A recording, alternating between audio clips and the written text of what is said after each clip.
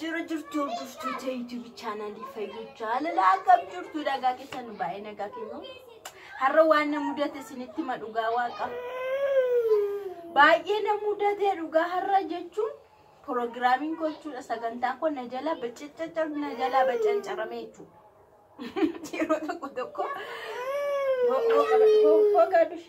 yeroo tokko dhugaa waaqa waan tokko karoorfatanii yoo waan sun sini milkaa'u baate sinjala feelii ta'e jechuudha hamma wanta biraa fiddanii iddoo sana bakka buustanii karoora kan biraa qabatanitti baay'ee nama rakkisa jireenya jechuudha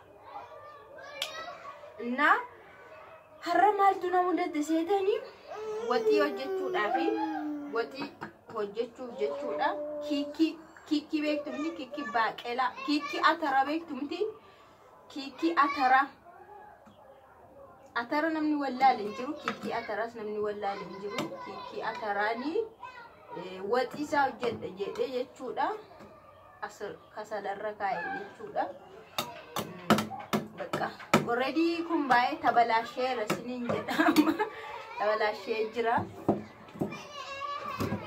ngubare qorrin illee sin agarsiisuu malee jechuudha argani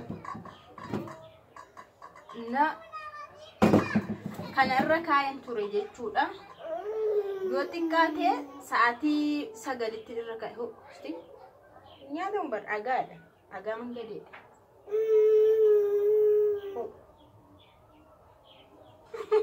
yoo xiqqaate sa'aatii 9tti irra kaa'e sababni isaa irbaatumaaf hin hojjedha waan ta'eef jechuudha irbaataaf hin hojjedha waan ta'eef sa'aatii 9 irra kaa'e amma jechuun kiikiin tokko dafanii warri bishaatan jiru saal tokko tuntaane walakkaa sa'aatii faa keessattuu kasala taanaan immoo dafee bishaata amis dafee akkanaa bishaatuuf kasala irratti irra kaa'isiin jedha booda yeroo ni laalu dhagaa mangadee yeroo laalu dhagaa ammas yeroo laalu dhagaa amma sa'aatii 11tti numa dide 11 walakkaa ta'e numa dide annaa maalin godhare sa'aatii 11 walakkaa ta'e amma sa'aatiin 12 dha dhugaa waaqa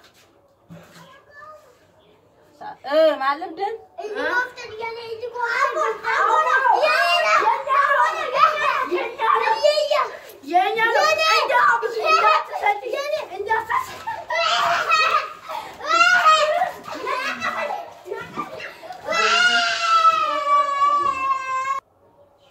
جولي أسيل جيك سوري سجلين سالماي كسجليرة إنها كستي ساعتي كنا تقول ولا كايروتو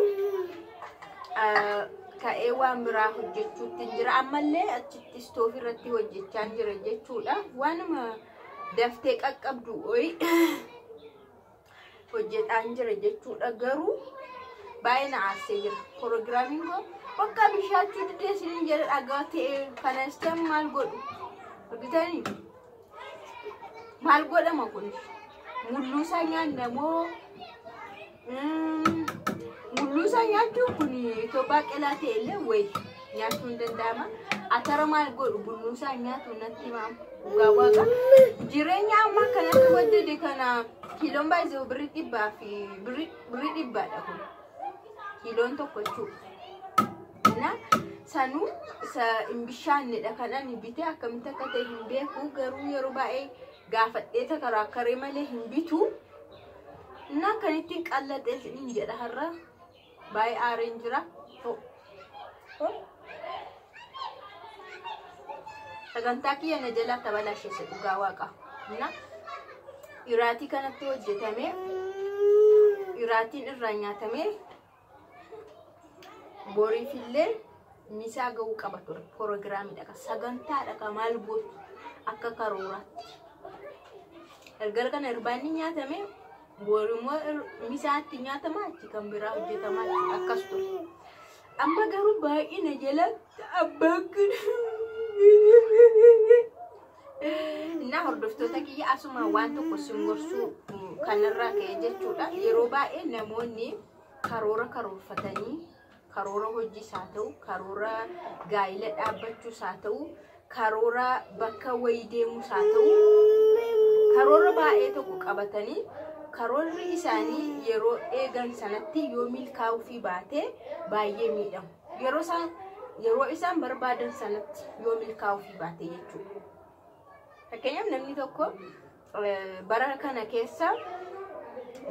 keessa gaa'ela godhachuun qabaa yoo jedhee bara kana keessatti immoo yoo milkaa'uu fi baate baay'ee itti dhaga'ama jechuudha. Bara kana keessa biyya biraan deemaa, biyya Arabaan deemaa yookaan biyya Afrikaa wayii biyyoota Afrikaa biyyoota Awurooppaa tokko nan deema jedhee too karoorfate yeroo inni jedhe sanatti yoo milkaa'uu fi baate baay'ee abdii kutata. Bakka hin gadda abdii kutata. Maaliif wanta biraa dafee hin eegalu jechuudha. Waan biraa dafee hin eegalu. Osoo waan biraa eegalee hin dagata jechuudha aariisa. Isuma qabatee yoo taa'e garuu baay'ee aara. Waan nama jalaa kufe tokko yookaan feelii ta'e tokko qabatanii yoo ta'an baay'ee nama gaddisiisa jechuudha. Garuu waan sana dagachuudha waan biraa yoo hojjetanii aariisa nan dagatamaa jechuudha. Isni galaa jiramti. Fakkeenyaaf daldala wayii eegaltee haa jennuti mana ciree wayii hojjechuu eegaltee yoo si milkaa'uu baate manichi ciree sun yoo si milkaa'uu baate isa immoo dhiistee mana juusii wayii mana firaafiree jechuudha. Firuutii yoo eegaltee gadda keessa duraa sana hin dagatta. Inni immoo si milkaa'uu danda'a jechuudha. Kanaaf amma naani kiikiin kun na bishaachuu dideetu karoora kiyya na jalaa fashaleessee garuu kanuma qabadhee hin teenye kan biraan hojjedhe. Maaliif nyaachuun dirqama waan ta'eef. Namnis jiraachuun dirqama. Hojii hojjechuunis dirqama. Kanaaf wanti tokko na jalaa badee na jalaa milkaa'uu dide jedhanii isuma qabatanii gadda isaa yoo ta'an rakkisa hin ta'u jechuudha. Darbanii isatti aanu ilaaluudha. Dhiiras yoo ta'e akkanuma. Dhiiras yoo ta'e akkanuma jechuudha. Dhiirri tokko yoo si milkaa'uu baate inni na milkaa'uu didee jettee isuma kukkushaa akkanatti qabattee yoo bira taa'aa baate gadduma isaa yaaddoo isaa aarisaa si keessatti hafa malee wanta haaraa tokko argachuu hin dandeessu. Abadan waan haaraa tokko argachuu hin dandeessu jechuudha. Garuu mulluusaa akkuma ta'etti nyaatamu. Garuu isa dhiistee kan biraa yaalte immoo gadda sanas irraanfattee yaaddoo sana keessaas baatee si milkaa'uus ni danda'a jechuudha. Carraan namaa addunyaa kanarratti baay'eedha. Amma gaafa duutti namni carraa qaba. Amma gaafa duutti carraa qaba jechuudha. Namni waan tokko mukkoree, waan tokko yaalee hojii isaa ta'u, deemsa isaa ta'u, barumsa isaa ta'u, al tokko yaalee yoo jalaa fashalaa'e hin gadda itti deebi'ee yaaluuf haamleen godhatu, itti deebi'ee hojjechuuf haamleen godhatu. Anamma nama kanuma qabadhee taa'ee jechuudha. Kunoo kiikiin kun bishaata jedhee bite garuu nyaa bishaachuu didee wanti toon hojjetiin irbaati toon hojjetiin si eegee jedhe jiraadhaan na deemsisa waan fudhatama qaba fudhatama qabu kufaadha jechuudha. Kun yoo didee waan biraa wayii waan dafee ga'u wayii hojjechuun dirqama jechuudha. Kanaafuu karoorri kee tokko yoo si jalaa kufee karoora baay'eetu immoo si fuuldura jira wanta si milkaa'u jechuudha.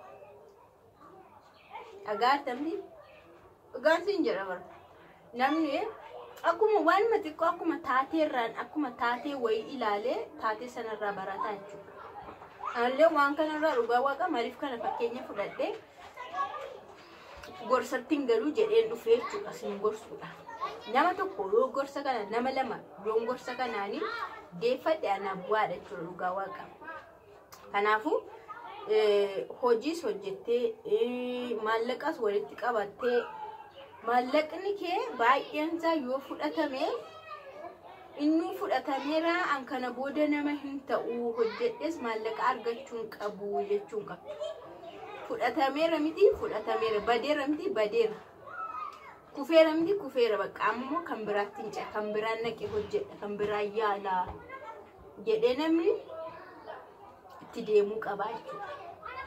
Badee miti badee bakka maamuli badee akkanuma bada wanti baay'een badaama oola duruma darbee jiraata namni sindua duruma darbee jiraata qabeenyi baay'een hin badaa duruma darbee jiraata malee achuma dhaabatu iddumatti miidhame sana dhaabatu jechuudha idduma waatti jalaa bade sana hin dhaabatu jechuudha namni iddumatti namni tokko isa gane hin dhaabatee hin hafu Kiliri damtire kana bira darbee hojjechuu qaba bira darbee yaaluu qaba bira darbee ilaaluu qaba Oto akka kana ta'e maasila baay'ee waan baay'ee taatu iddoomatti kufan sana dhaabbatanii hafutoote iddoomatti miidhaman sana dhaabbatanii hafutee jireenyachumatti namaa dhuma jechuudha bira darbitee yaalta bira darbitee ilaalta jechuudha Kiliri damtire fakkeenya kiikii ani isinii fudhadhe kiikii kufan